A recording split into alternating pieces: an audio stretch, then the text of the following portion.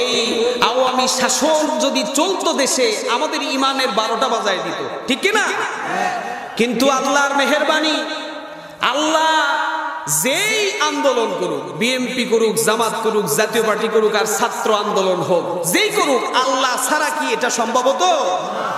সব কিছুর মহা সেই শক্তিশালী যেই রব, সেই রব কবুল করেছে বিধায় এই জালিমকে এই আন্দোলনের মাধ্যমে মামুবাড়ি দিল্লি পাঠায় দিয়েছে, ঠিক কি না?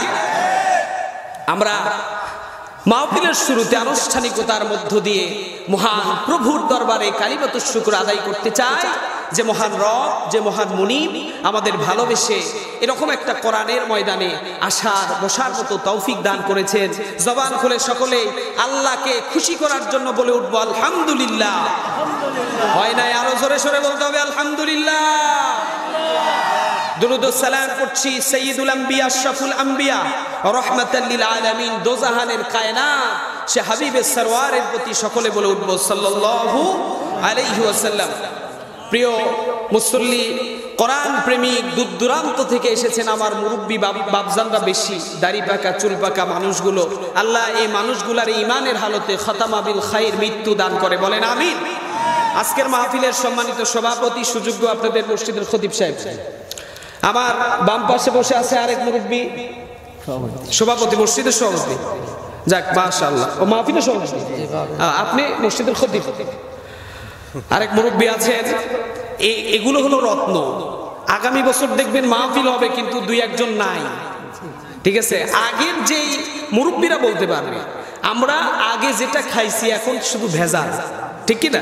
এজন্য আগের বৃদ্ধ মানুষের গায়ে যে শক্তি আছে, এখন 18 বা 20 বছরের তাগড়া যুবকের গায়ে এমন শক্তি নাই। আমরা ঢাকা শহরে 1 কিলোমিটার যাবো, তাও রিক্সা ছাড়া যাইতে পারি না। আর আগে এই শেরপুরের মানুষ হাইটা হাইটা শেরপুর থেকে বগুড়া গেছে, ঠিক কি না? এই শক্তি গেল কই? ইমানের সাথে সাথে ইমানের শক্তিও গেছে, এই শরীরের শক্তিও আমাদের শেষ হয়ে যাচ্ছে, ঠিক কি না? আল্লাহ পাক মুরব্বীদের কবুল করেন। আজকের মাহফিলের প্রধান অতিথি আমার পূর্বে যিনি আলোচনা করেছেন, কোরআন এবং সুন্নাহ থেকে সুন্দর তাকরীর করছিলেন, তো আপনাদের এই অ্যাক্টিভিটি দেখে আমার প্রাণ ভরে গেছে। আল্লাহ যদি তৌফিক দেয়, ওমা তৌফিকিন ইল্লা বিল্লাহ, সুবহানাকা লা ইলমা লানা ইল্লা মা আল্লামতানা ইন্নাকা আনতাল আলিমুল হাকীম, লাকাল হামদু বিল ঈমান, লাকাল হামদু বিল কুরআন, লাকাল হামদু বিল লিসান। আল্লাহর কাছে পানাহ চাই, আল্লাহ যাতে যে কিছু কথা বলার সুযোগ দেয়, এই কথা আগে আমি বক্তা, পরে আপনারা শ্রোতাদেরকে আমল করার তৌফিক দান করে, বলেন আমিন। আরো জোরে বলেন আল্লাহুম্মা আমিন। বিসমিল্লাহির রহমানির রহিম।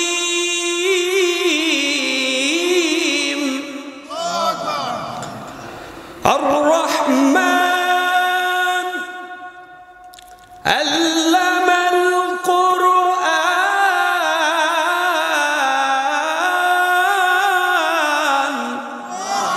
আরো আওয়াজ দিয়ে বলতে হবে আল্লাহু আকবার।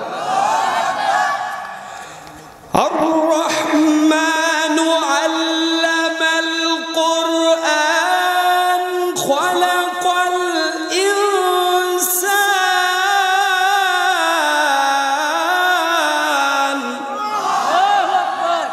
علمه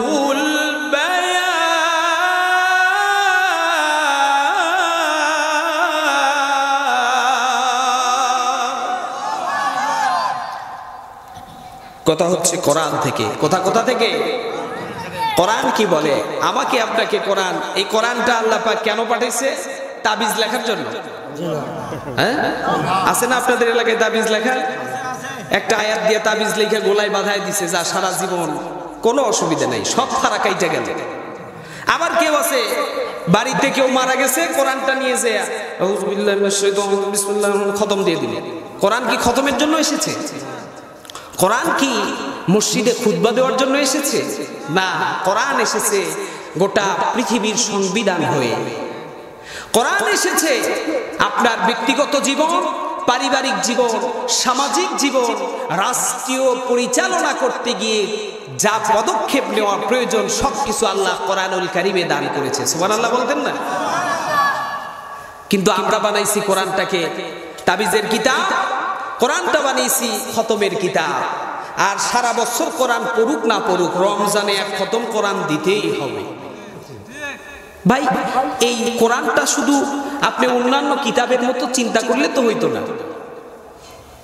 বাইবেল, ত্রিপিটক, মহাভারত, পুরাণ এগুলো ধর্মীয় কিতাব, অন্য ধর্মের। ওই ধর্মের কিতাব আর আমার ধর্মের কিতাব কি আর? ওই ধর্মের কিতাবগুলোর কোনো ক্ষমতা নাই, আর কোরআনের ক্ষমতা আছে না নাই? এই আওয়াজ দিয়ে বলে আছে না নাই?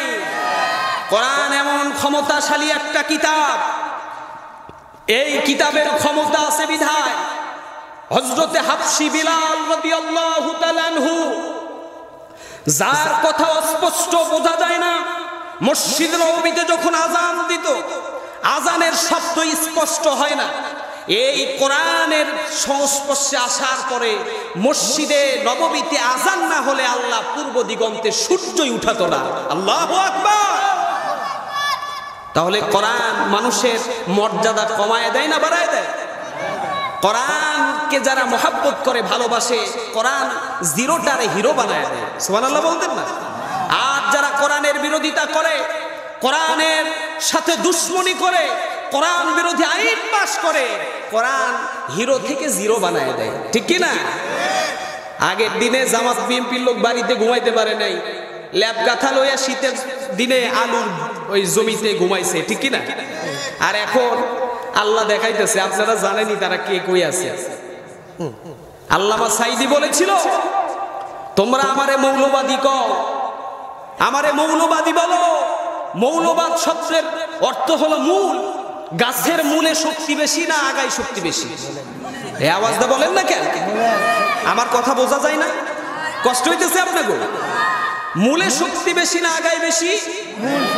মূল ধইরা যদি বাংলাদেশের 18 কোটি মুসলমান ঝাঁকুনি দেয়, তুমি আওয়ামী লীগের দোসর, আওয়ামী লীগের যত পাঁচাটা কুত্তা ছিল এদের এক ঝাঁকুনি দিয়েছে, আল্লাহ এমন গজব নাজিল করছে, মামুবাড়ি দিল্লি পড়ছে। ঠিক কি না? এজন্য বলি, যারা এখনো তওবা পড়ো নাই, তওবা পড়ো, আল্লাহ মাফ করে দিতে পারে। ঠিক কি না?